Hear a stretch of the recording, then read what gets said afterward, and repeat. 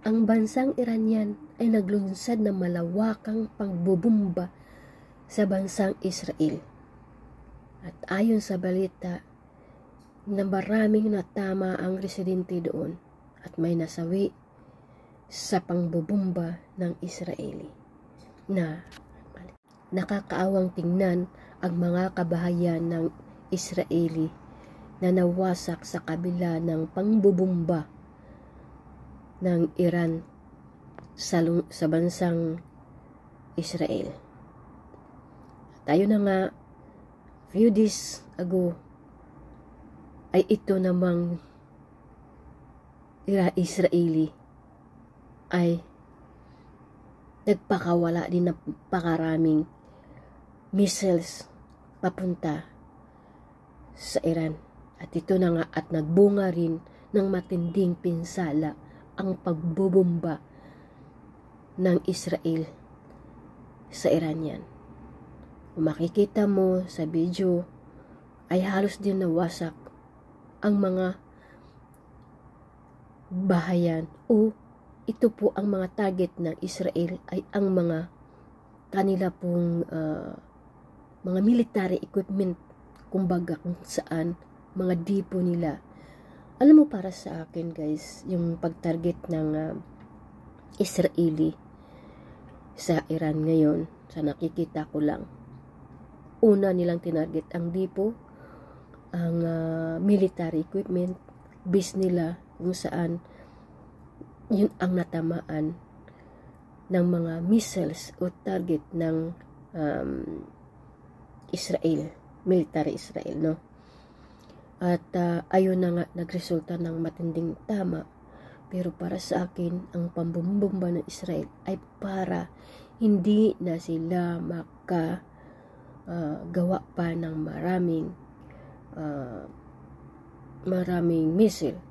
Ayun din ang sinasabi ni Netanyahu, Prime Minister ng Israel, na yun ang unang tinarget nila. Dahil kung hindi nila tatargetin yung mga military base nila, ay maaari pong makagawa sila ng maraming nuclear, maraming mga kagamitang pandigma.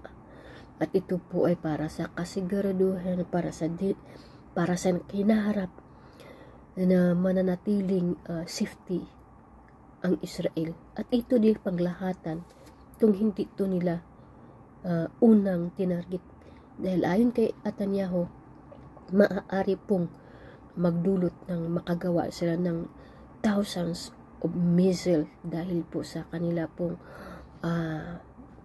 mga equipment na paggawaan ng mga baril o missile o drone, no, para sa mga pangdigmang mga kagamitan. Ayon po niyan, kaya yun ang una nilang tinarget. At pangalawa, yun yung depo nila. Siyempre, pag yun po ang mawala, yung depo nila, yun kasi yung mga gasolina, ay talagang babagsak yun. Babagsak ang ekonomiya kasi doon sila kumukuha eh. Di pa panglahatan din yun, para bang na-paralyze ang isang bansa pag yun nang talagang matamaan. Dahil malaki po din yun ang ambag sa kanila, yung depo na yun. Dahil paggawaan niya ng mga gas eh, nandoon yun eh. So mapaparelasa ang kanilang ekonomiya. At saka mayroon ding mga presidente din, kasi ang missile naman, kasi pag yun ang tumama talaga, ay kahit saan naman yun, di ba? Hindi yun po ang isang missiles na dumapo sa bansa kung saan man, ay hindi yun magsasabi, dito ka lang pwede, hindi sa iba. Kahit saan yan, tatapo yan.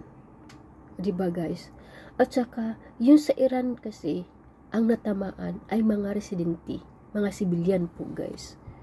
Mga sibilyan po yung natama sa kanilang pag-atake sa bansang Israel, kung saan maraming residente o bahay ang nasira at may mga casualty na rin na inaitala. Pero ayon sa balita ng Israel News, ay hindi pa nila sinasabi kung gaano kalaki ang damage ng pambubumba ng Iranian sa kanilang bansa. So ayun na nga, wala pang hindi pa nga lang this pa lang sa kanang pambubumba, ay ito na, lumisbak na kagad ang Israel. Alam ko, para sa akin, itong strike ng kanilang dalawang bansa, Israel versus Iran, sisimula pa lang to ng kanila pong pag-aaway. Diba? At napagitna pa ang Iran. Maaari pang, not Iran, ang Jordan, napagitna. So, maaari din na medyo po ang kanilang both party na mga missile ay maaari ding matamaan sa kanila pong pag-i-strike ng kanila pong mga missile.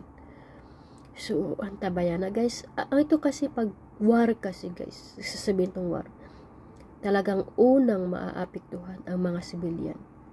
Bahay, mawawalan ka ng bahay. Nakikita naman natin yan. Diba? Wala pong panalo. Kawawa lang din ang mga civilian. Pero wala natin magagawa pag gano'n na talaga. Kung magsisimula na ang dalawang bansang wawar. Pareho lang din yan ng Palestine. Kinidnap nila ng mahigit 200, kung hindi ako nagkakamali, hanggang ngayon hindi pa nirelease. Yung mga kinidnap ng Hasmubala, kung ano ba yung grupo na yun, kumidnap ng mga Israeli hanggang ngayon. Release back, ayun ang resulta. Kung makikita mo yung Palestine sa Gaza, gusto kasi nilang makuha yun. Ba't kasi naman kailangan pang magkidnap? Kung talagang matatapang, di ba? But anyway, ganun talaga, guys. Ay, nakakawa lang dahil nga talagang ang mga civilian ang maaari talagang maapektuhan. At may maano talaga dyan. May mga masawi. Dahil hindi talaga to, una pa lang to. Re-resback pa ito ang Israel. Dahil hindi pa ito sila. At re-resback din ito ang Iran. Magre-resbackan na lang sila. Marami ding drones ang Iran. Marami din drone. Tutulungan din to ang Israel sa bansang mga kanila pong mga alis. Lalo pang US. Dahil hindi din to patatalo. Diba? So, nakaka-sad lang dahil nga mag-uumpisa na naman. Hindi pa natapos ang war ng Russia at sa Ukraine. Nakita nyo naman kung ano ang resulta sa kanila pong bakbakan. Ito na po nasisira ng Ukraine. Ito na naman, pangalawa. Mukhang tuloy-tuloy na ba ito? Ang kanila pong kanila pong awayan. Re-resback pa to. Hindi pa to tapos to talaga. Ito po simula pa lamang. Pero ayon sa Prime Minister ng Iran, ay banta daw ang ginawa ng Israel sa pag-strike ng kanila pong bansa ay banta ng pagiging digmaang pandaigdig. Ayun naman Netanyahu, handa naman daw. So, yun na nga lang mga kababayan ko noon. Maraming mga kababayan natin dyan, nandyan sa Israel. Ingat po tayo dahil po talagang nakapasok po ang naturang mga missiles sa bansang Israel. Ito po ay nasa gitna talaga. Nakapasok at ayun na nga nagresulta. Nakita niyo sa video, ipapakita natin yan. Ang resulta ng pambubumba ng Iran sa Israel. Bigla na lang po kung maghihiyawan, kung makikita mo parang parang lang kung ano, parang mga ano lang, yung missiles pala, gumagano, tapos biglang boom, ayun na nga, kinabukasan, maraming mga building o bahay ang nasira sa Israel. But din, kahit din ang Iran nang rumisbak ang itong Israel sa Iran. So, wala pa pong details kung gaano kalaki ang naging resulta o casualty sa Israel. Ayon po yan sa report ng Israeli. So, dito po na lang ating subaybayan ito, ang pagitang Iran at Israel war.